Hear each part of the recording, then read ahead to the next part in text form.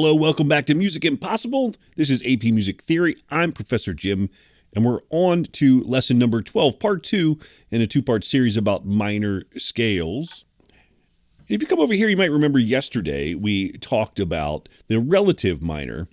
And over here on the left side, we can see our major scale and our major scale formula, whole, whole, half, whole, whole, whole, half. And then every major scale has a relative minor, and that is going to be built on this sixth scale degree right here. So it's always going to be built on the sixth scale degree. And as you see here, we're starting with A. I use lowercase for minor, uppercase for major, and we build a relative minor. It's the exact same pitches or key signature, if you want to think of it that way, as we see in the major key. And of course, since we're starting on a different note, a different tonic, then our formula's a little bit different. Whole, half, whole, whole, half, whole, whole is our relative minor. Now, there are two other different types of minor scales that we need to talk about. And let's take a look at the next one. Harmonic minor is right here. And a harmonic minor scale is one adjustment, and that is everything's the same until you get to the seventh scale degree right here, this G sharp. You might notice there's a different note right there. And so in our harmonic minor, we'll write out our relative minor just as usual. And then when we get to the seventh scale degree, we're going to raise the seventh scale degree by 1/2 step. And that is going to make that into a harmonic minor scale.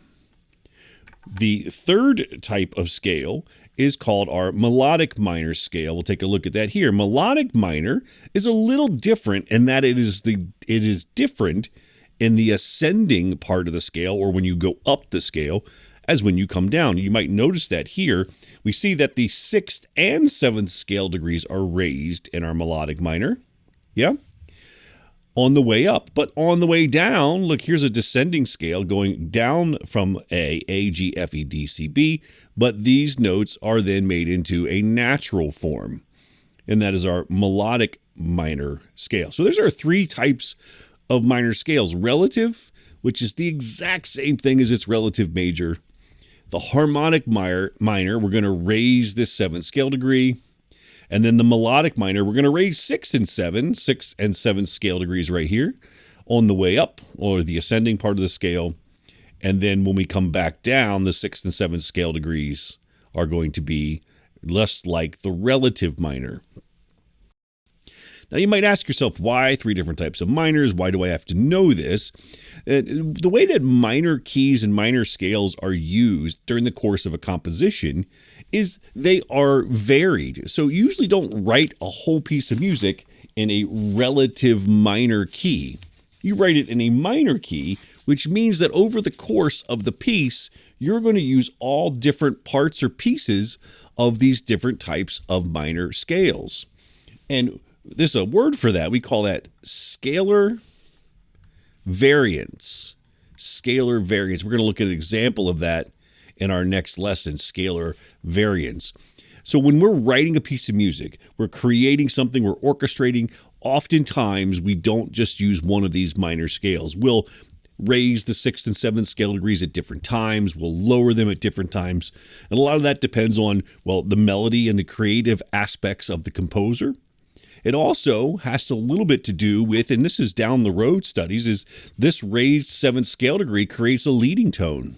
A leading tone, that half-step relationship between 7 and 8, is an important one, especially during cadential moments or at cadences at the end of phrases, and especially at the end of pieces of music. We like to have that 7th scale degree raised. That half-step relationship is powerful. It gives it a finality and a finish to it. It clearly identifies the key. And so therefore, a lot of times we're going to use these raised scale degrees, including the F sharp here, the raised 6th scale degree, during times of cadential moments, end of cadences, end of pieces, end of movements. That 7th scale degree is already raised in a major key, and we know that here because we see the formula up here says that the major scale ends on a half step. And so it's already built into the major scale. We have to sort of artificially do that in our minor keys by raising that 7th scale degree. All right, one more thing I want to point out about minor scales, no matter if we're talking about the relative, harmonic, or melodic minors, the first 5 notes here are always the same.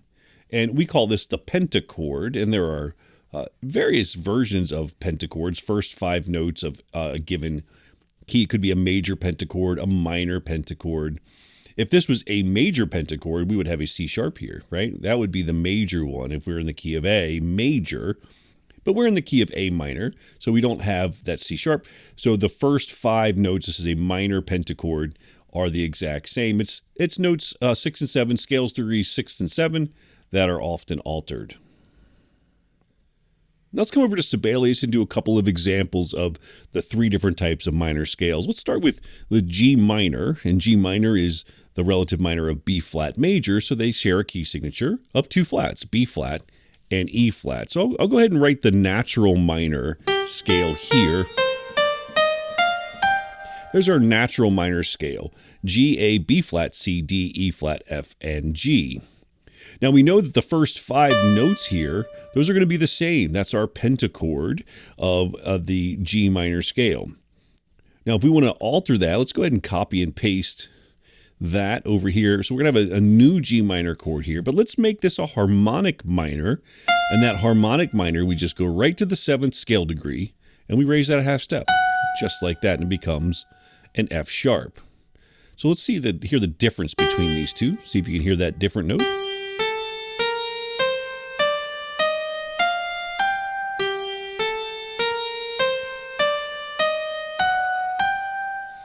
Yeah, you get that nice leading tone right there. There's also that E flat to F sharp. It's a minor third interval. It has a very unique sound to it, and I love that sound. I love using the harmonic minor and that interval, especially in my melodies along the way.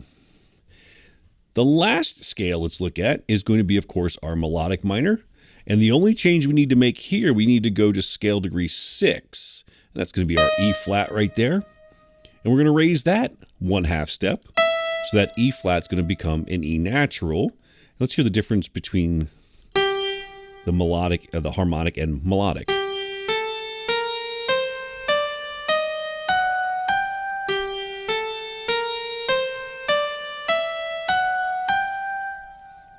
Now, one thing that's to point out about this raised 6th and 7th scale degree, that mirrors G major itself.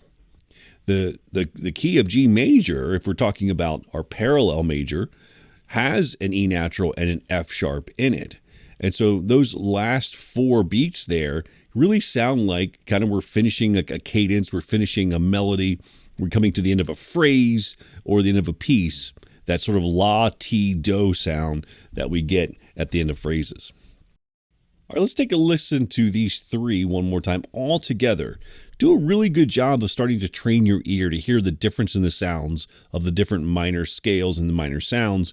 And when we get into our oral exercises, developing your ear is a really important piece of not just the AP Music Theory exam, but also understanding and hearing these pitches when you're analyzing music, listening to music, and of course, writing. Take a listen.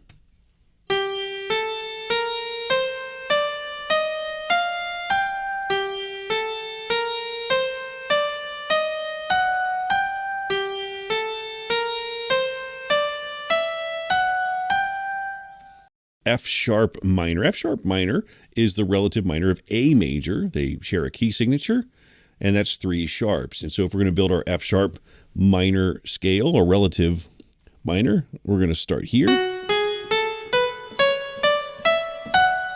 All right, F sharp to F sharp, we have our 3 sharps, which are F, C, and G, and that's our natural minor.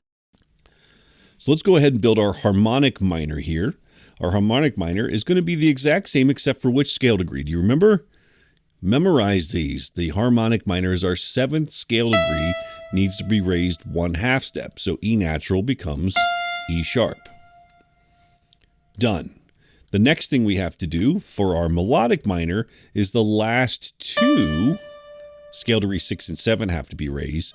So we're going to have D sharp, E sharp, F sharp to finish out that scale. Let's take a listen to these.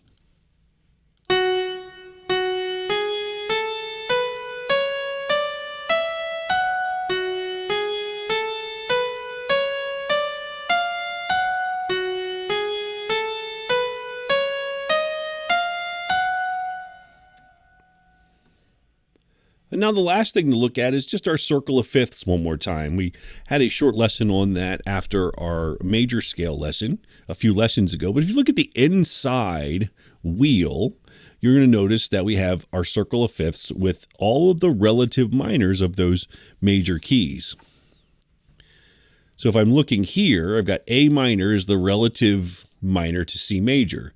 And as I go to the right of the wheel, of the circle, I'm going to be going up a perfect fifth. A to E is a fifth. E to B, fifth. B to F sharp, perfect fifth. Same thing as we did with the flats when we went around this side.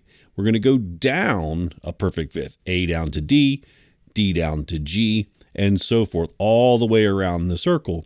The circle of fifths stays true to its word and its meaning just as it does with the major scales. All right, that's all I have for you today. Stay tuned next time. We're going to do a special review session on minor scales, just to go over some vocabulary and to review all of the topics that we've talked about the last two lessons. Take a look at that before you do your assignments and quiz. We'll see you then.